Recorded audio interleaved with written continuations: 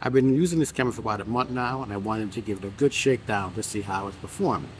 There were some initial things that I didn't care for, which I decided I wouldn't quite make a decision on just yet, because it's a new camera, new operating system, everything totally new to me, and I just wanted to take some time to get to know that, and contrast that with the Nikon Z6 II to see if it's just me or if it's just some quirks with the camera.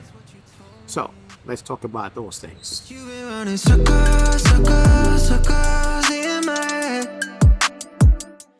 For starters, one of the things that is very different is how you turn on the camera. The power switch on the Nikon is right by the shutter button, but on this camera, it actually is the zoom rocker. Slightly different, but of course in muscle memory terms, first thing I do when I grab this camera is want to flip that switch and like, oh, it's not turning on. Why not? Well, because it's not the Nikon. Power switch on this one is on the back of the camera right above the screen. However, it's a little bit backwards. And I say backwards because normally when you're flipping a switch to turn something on, usually kind of go to the right. And that's when you're going to the left. That just seems weird to me.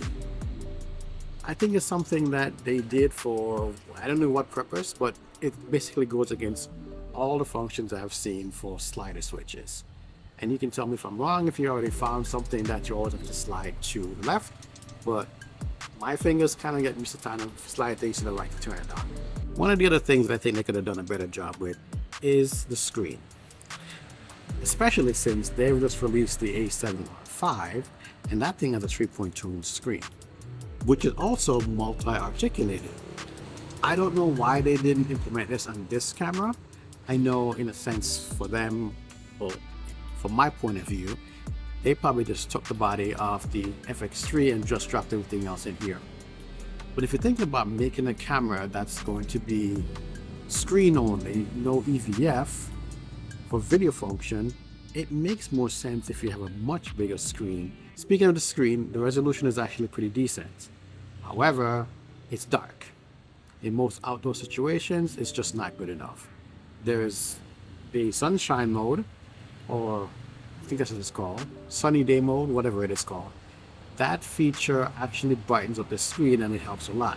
But as you know, if the screen is bright, you're draining some battery power, so there is a trade-off. I did purchase a second battery when I buy the camera. In most uses so far, I have not had to use it, so that's a plus right there. But I wish they had made the screen bigger and brighter. Now, in saying that, I think seeing with the A7R V what they can do, I think Sony is going to get around to putting a bigger screen on the next generation of this camera, but it would be nice to have it on this one. One of the other features that I wish they probably would have done this way is if they made the shutter button the record button, but I understand being a video-centric camera, they wanted to do a little bit different for the photo.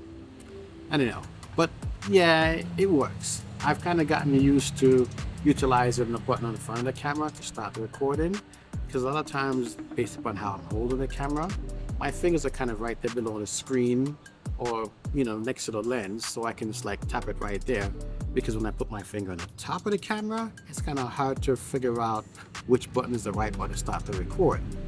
I did program the shutter button to be the record button, but I also realized there's a funny thing with this camera, and I guess it's not funny, but different. I'll use different. On the Nikon, if I'm in video mode, I can push the shutter button and take a photo. On this camera, if you're in video mode and you press the shutter button, nothing happens.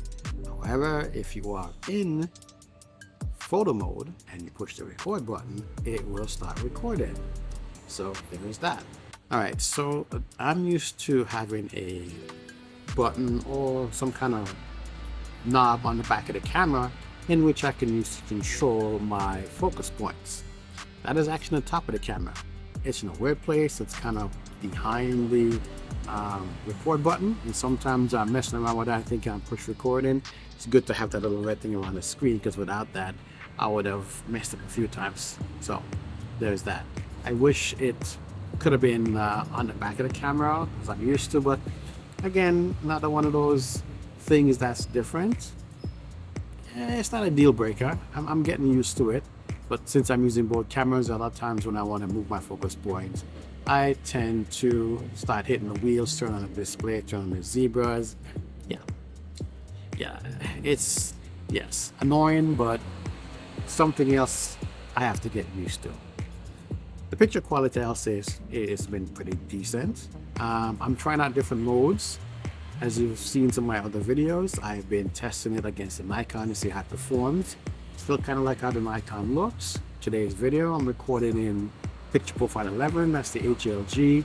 It's typically when I'm in my static setting with the Nikon inside the room, it's doing HLG through the Ninja 5. So I wanted to see how that works out here today with this camera. Before I forget, let me also mention the memory card. That's another big annoyance. I wish I was able to just stick my CF Express Type B card in this thing and it works. It's great that it's actually able to take SD and CF Express Type A. That's basically two kinds of cards you can use inside this camera, in both slots, by the way. The Nikon has one for CF Express Type B and one for SD. This one, you can use it on both, so you know, that's great. The CFX Type A cards are pretty expensive. They're pretty tiny. I don't know why they charge so much money for it, but yeah, that's another annoying thing. So all in all, I will say I've been happy with it so far. It's been working out pretty well. Right now, I'm utilizing the Sony microphone, not the handle. I bought like a vlogging microphone. I think it's ECM B1 or B1M, B10. I forgot what number it is.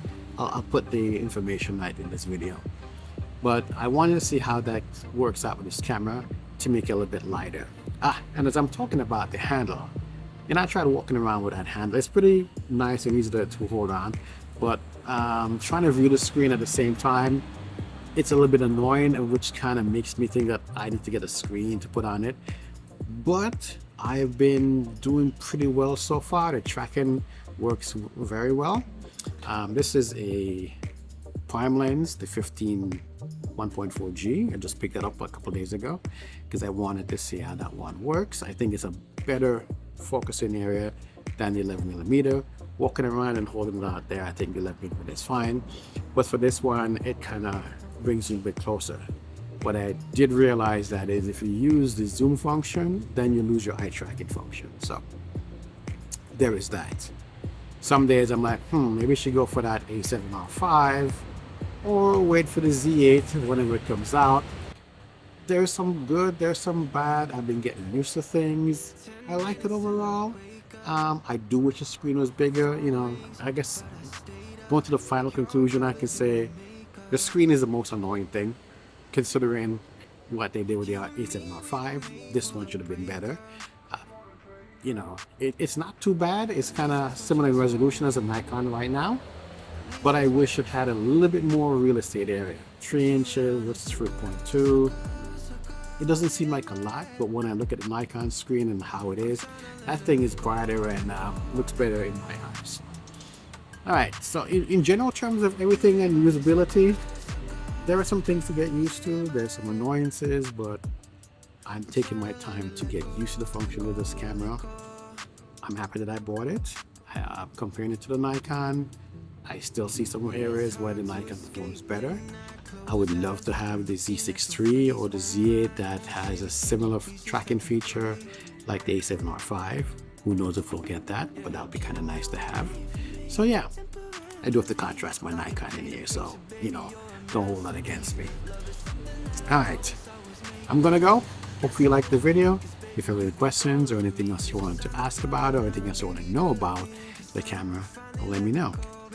I'm starting to use the camera more and more now to record things, so you'll see more videos coming out being recorded with this camera.